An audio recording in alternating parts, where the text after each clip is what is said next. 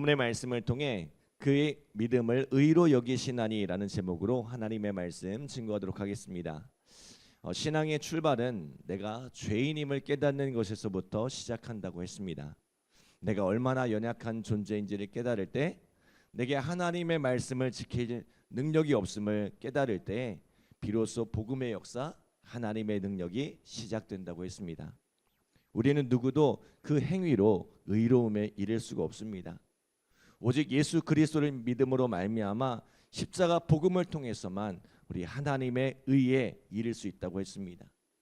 우리는 이것을 은혜라고 이야기합니다. 자, 그러므로 에베소서 2장 8절로 9절에 보면 이렇게 말씀합니다. 너희는 그 은혜에 의하여 믿음으로 말미암아 구원을 받았으니 이것은 너희에게서 난 것이 아니요 하나님의 선물이라. 행위에서 난 것이 아니니 이는 누구든지 자랑하지 못하게 하려 함이라. 아멘. 신앙의 삶이란 은혜의 삶입니다. 하나님의 은혜로 살아가는 법을 배우는 것입니다. 그래서 바른 신앙을 가지면 신앙이 깊어질수록 죄의식이 깊어집니다. 물론 이것은 자기를 정죄하는 죄책감과는 다른 것입니다. 사도 바울이 자신을 향하여 죄인 중에 내가 괴수라고 고백했던 것처럼 내가 얼마나 용서받을 수 없는 죄인인지를 깊이 깨닫고 그 죄를 사해 주신 주님의 은혜에 감사가 깊어지는 것입니다. 자, 그렇다고 해서 사도 바울이 어마어마한 범죄를 저지르며 산 것도 아니고 그 누구보다도 복음에 헌신된 삶을 살았던 것을 우리는 잘 알고 있습니다. 세 차례에 걸친 복음 전도 여행과 이 로마로 가는 여정에서 그가 얼마나 많은 죽을 고비를 넘겼는지, 또 얼마나 많은 고난과 고통을 겪었는지 우리는 잘 알고 있습니다. 그러나 사도 바울은 그 어느 것도 자랑하지 않아요.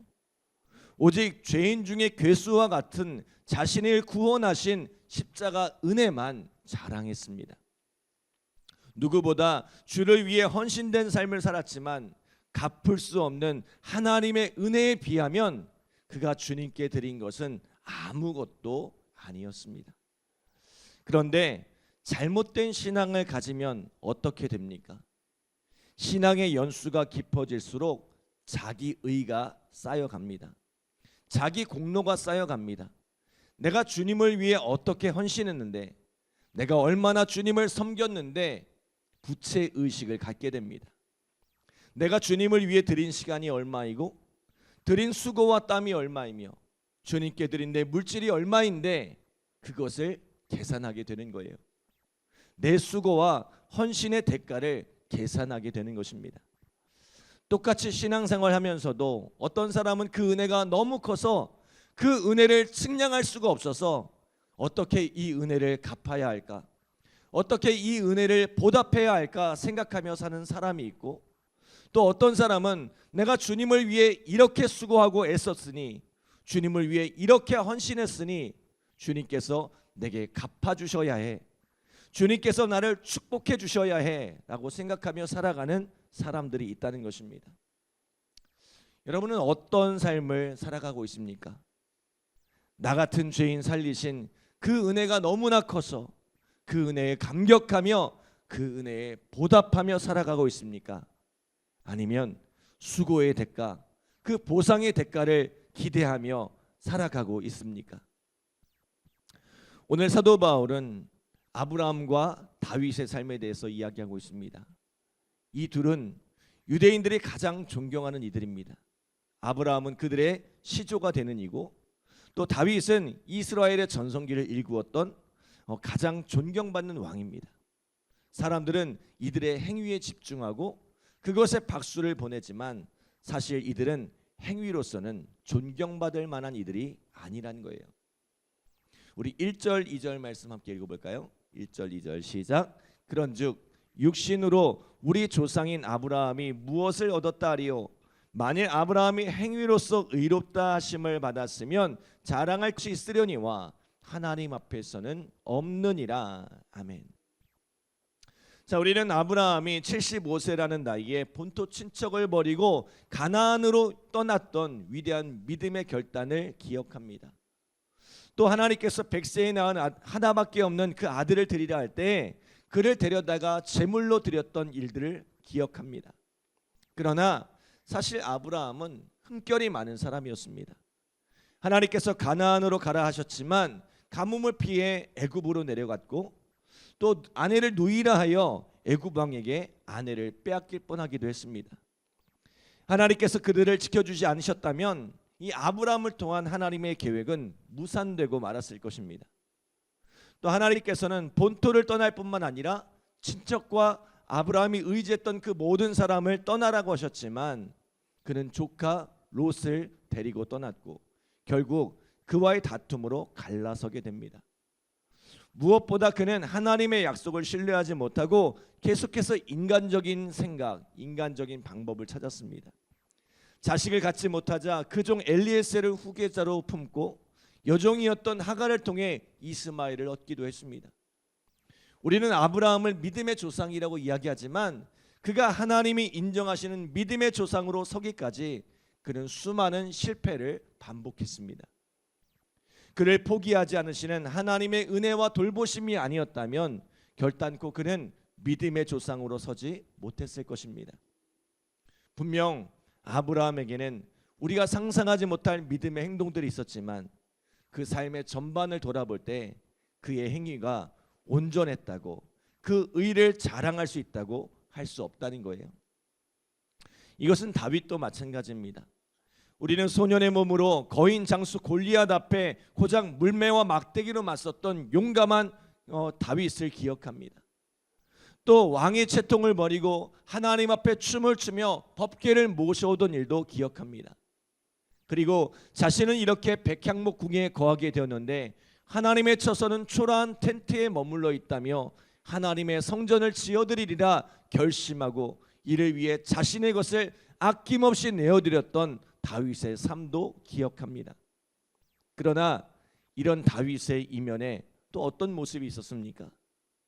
충성스러운 신하 우리아의 아내를 탐하여 그를 범하고 그것을 은폐하려 하다가 녹록하지 않으니 결국 우리아를 사지로 보내 죽이는 잔혹함을 보게 됩니다. 또 자신의 업적을 자랑하려 하나님이 미워하시는 인구조사를 행하다가 결국은 하나님의 책망을 받아 전염병으로 7만 명이 죽어나가는 일이 벌어지기도 했습니다. 만약 이 나라의 대통령이 이와 같은 일을 저질렀다면 어떻게 되었을까요? 그가 아무리 많은 업적을 남겼어도 우리는 그를 희대의 악인으로 기억했을 것입니다. 다윗은 그 행위로는 결코 자랑할 것이 없어요. 그러나 사람들은 다윗을 희대의 악인으로 기억하지 않고 하나님의 마음에 합한 사람으로 기억합니다.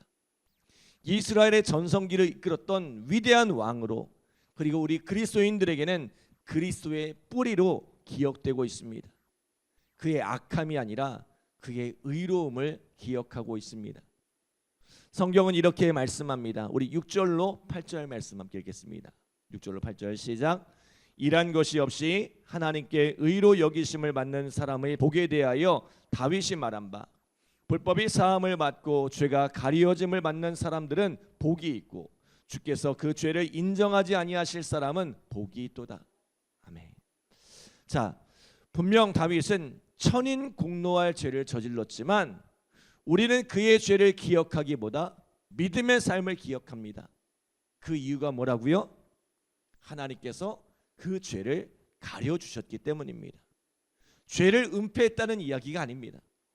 다윗의 죄가 성경에 너무나 분명하게 확실하게 기록되어 있지만 그가 이 일로 어떻게 회개하고 어떠한 죄의 대가를 치렀는지를 기록하고 있지만 사람들의 마음에서, 무엇보다 하나님 당신의 마음에서 그의 죄를 가려주심으로 더 이상 부끄러움과 수치 가운데 있지 않도록 오히려 존경과 사랑 가운데 서도록 하셨다는 것입니다. 이처럼 유대인들이 존경에 맞지 않는 아브라함도 다윗도 그 행위는 자랑할 것이 없고 누구도 그 행위로는 의로움에 이를 수 없다는 것입니다. 그들이 의로움에 이를 수 있었던 것은 하나님의 은혜였고 수없이 실패하고 수없이 넘어지면서도 믿음으로 약속을 붙들었기 때문이란 것입니다. 사랑하는 여러분, 우리가 행위를 따라 우리의 삶을 판단받는다면 그 누가 자신의 의를 자랑할 수 있겠습니까? 우리의 모든 행위를 아시며 우리의 모든 입술의 말을 아시는 하나님, 무엇보다 내 마음의 깊은 생각까지도 밝히 아시는 하나님 앞에서 우리가 얼마나 당당할 수 있겠습니까? 내가 이렇게 했으니 나 이거 해줘. 이것은 철없는 아이들이나 하는 일입니다. 신앙이 어릴 때 철부지 신앙인이 하는 일입니다. 그러나 이 아이가 자라고 나면, 성숙하면 무엇을 기억하기 시작합니까? 은혜를 기억하기 시작합니다. 이렇게 부족하고 연약한 나를 끝까지 사랑해 주시고 품어 주셔서 그 은혜로 내가 이렇게 컸구나, 그 은혜가 너무나 크구나, 그 은혜를 어찌 갚아야 할까를 생각하며 살아갑니다. 이것이 바로 성숙한 인생, 성숙한 신앙인의 모습입니다. 그 누가 부모 앞에서 자기 공로를 내세울 수 있겠습니까? 그 누가 부모의 헌신 앞에서 내가 이거 해줬잖아 자랑할 수 있겠습니까? 우리가 하나님 앞에서 의의를 내세운다는 것이, 내 행위를 자랑한다는 것이 이와 같은 것입니다. 우리가 주님을 위해 했다면 얼마나 대단한 일을 했겠습니까? 우리가 주님을 위해서 했다면 얼마나 많은 일을 했겠습니까? 허물 많고 부족한 우리를 위해 하나님께서 행하신 일을 생각하면 우리는 감히 그 앞에 내 의의를, 내 행위를 내세울 수가 없습니다.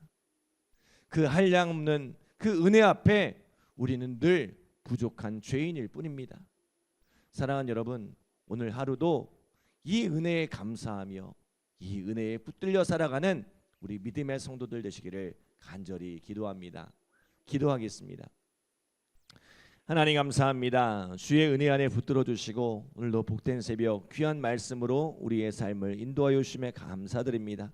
하나님, 날마다 우리의 마음속에 하나님의 풍성한 은혜를 기억하게 하여 주시고 그 은혜에 감사하며 살아가는 삶이 되어질 수 있도록 주님 축복하여 주옵소서. 우리가 우리 자신을 돌아보면 하나님 앞에 내세울 것이 없고 하나님 앞에 자랑할 것이 없는데, 하나님, 내가 조금 헌신하고 내가 조금 애쓰고 수고했다고 그것을 알아주기를 바라며 그것으로 무언가 대가를 기대하는 우리들의 어리석은 모습들을 바라보게 됩니다. 하나님께서 내게 베풀어 주신 그 은혜가 얼마이고 하나님께서 내게 베풀어 주신 그 사랑이 얼마인데 우리는 그 사랑과 그 은혜를 기억하지 못하고 살아갈 때가 얼마나 많은지 모릅니다. 하나님, 오늘 우리의 마음속에 그 은혜와 사랑을 기억하며 살아가게 하시고 오늘 이 하루도 그 은혜에 감사하며 그 은혜를 보답하기 위해 살아가는 복된 삶이 되어질 수 있도록 주님 축복하여 주시옵소서. 오늘 이 새벽에 간절한 마음으로 기도한 우리 성도들 주님께서 응답하여 주시고 또 열매 맺게 하여 주시옵소서. 감사드리며 예수님의 이름으로 기도드립니다. 아멘.